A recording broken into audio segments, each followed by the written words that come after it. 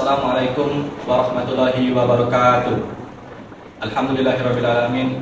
Wassalatu wassalamu ala sayyidina Muhammad wa ala alihi washabbihi ajmain, amma ba'du. Puji syukur kita panjatkan kehadirat Allah Subhanahu wa taala atas limpahan rahmat-Nya. Semoga kita selalu diberikan kesehatan serta kesempatan untuk selalu menjalankan aktivitas kita setiap harinya. Salawat serta salam kita curahkan kepada Nabi besar kita, Nabi Muhammad SAW. Semoga kita mendapatkan syafaatnya di yaumil akhir. Amin ya rabbal alamin. Yang terhormat Bu Rispa Didian Handayani selaku dosen pengampu mata kuliah Mikroekonomi Islam. Di sini saya Muhammad Alif Samba Araida, NIM 2230602239 akan menjelaskan sedikit materi mengenai mata kuliah Mikroekonomi Islam. Yang pertama adalah kurva pergerakan harga dari mekanisme pasar. Yang kedua, menjelaskan sedikit tentang perbedaan tadlis dan takrib. Materi pertama ialah kurva pergerakan harga dari mekanisme pasar. Di sini terdapat kurva harga keseimbangan. Terdapat Q, yaitu jumlah atau kuantitas dari suatu barang, dan P, price atau harga dari suatu barang. Di sini terdapat garis kurva demand atau permintaan dan supply serta penawaran atau penawaran.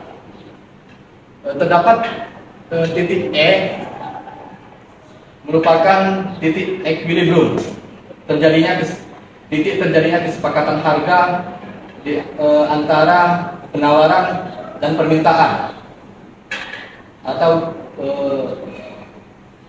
kesepakatan harga yang terjadi di antara pembeli dan penjual.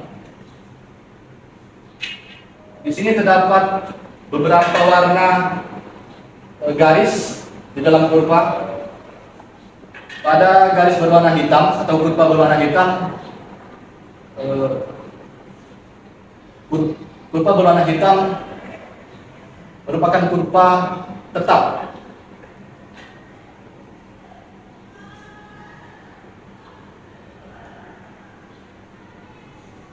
Kurva yang berwarna ungu merupakan kurva supply yang mengalami kenaikan. Dan yang berwarna kuning adalah kurva demand atau permintaan yang juga mengalami kenaikan. Selanjutnya, kurva berwarna merah pada supply ini mengalami penurunan.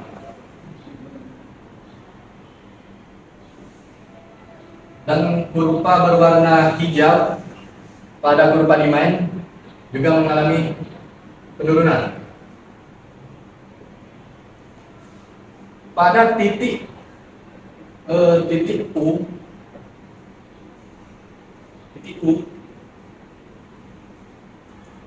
di sini mengalami kenaikan. Supply atau penawaran mengalami kenaikan dan demand juga mengalami kenaikan, yang mengakibatkan harga di pasar juga mengalami kenaikan.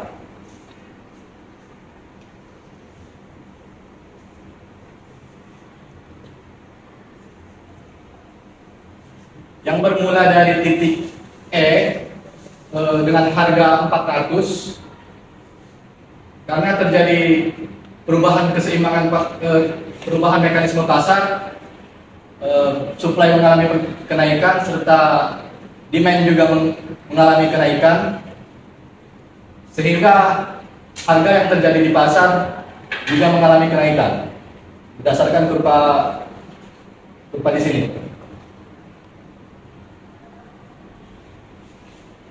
Kemudian di titik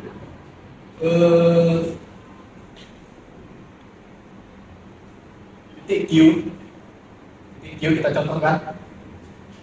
Pada titik Q, harga mengalami penurunan dari harga normal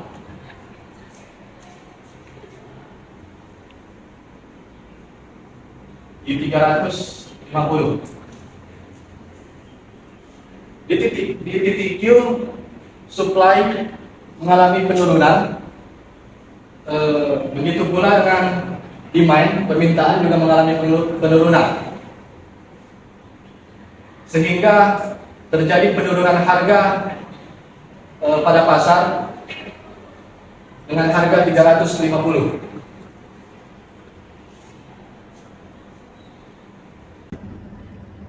Baik, selanjutnya materi yang kedua. Materi yang kedua adalah perbedaan tadlis dan takrir. Yang pertama, tadlis. Tadlis adalah situasi di mana salah satu dari pihak yang bertransaksi berusaha untuk menyembunyikan informasi dari pihak yang lain. Hal ini dimaksudkan untuk menipu pihak lain akibat ketidaktahuan akan informasi objek yang diperjualbelikan. Pada tadlis biasanya dilakukan oleh penjual. Tadlis ini memiliki arti penipuan yang biasanya dilakukan oleh penjual untuk menipu pembelinya. Kemudian takrir, informasi yang tidak dijelaskan yang dialami kedua pihak, yaitu baik pembeli ataupun penjual. Namun bedanya, takrir murni terjadi akibat ketidakpastian, sedangkan tadlis tadi merupakan praktik penipuan yang disengaja dan direncanakan sebelumnya, yang biasanya tadi dilakukan oleh penjual. Next, selanjutnya, tadlis dan takrir dapat terjadi dalam 4 aspek, yaitu kuantitas atau dalam bentuk jumlahnya, jumlah objek barang yang diperjualbelikan maksudnya. Yang kedua adalah kualitas barang yang diperjualbelikan. Selanjutnya harga, dan yang keempat waktu penyerahan. Contoh tadlis dalam aspek kualitas barang, seperti penjual yang menyembunyikan cacat barang yang ditawarkannya. Misalnya pedagang buah jeruk yang menyembunyikan sebagian buahnya yang kurang bagus. Buah jeruk yang misalnya masam rasanya dicampur dengan buah jeruk yang manis dan dijual dengan harga yang sama harganya dengan jeruk yang harganya manis. Padahal di situ terdapat barang atau jeruk yang buahnya rasanya masam dicampur dengan rasa yang manis dengan harga buah jeruk yang buah jeruknya adalah rasanya manis.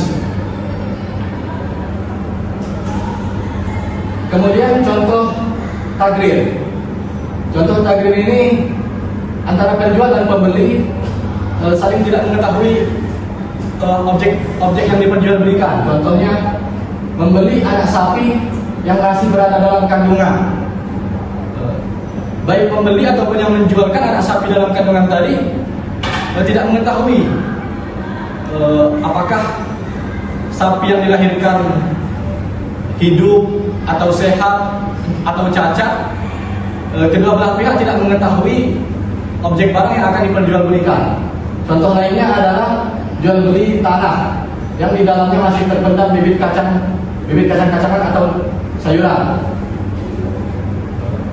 Demikianlah materi yang dapat saya sampaikan. Jika ada kekurangan atau kesalahan, saya mohon maaf. Saya tutup.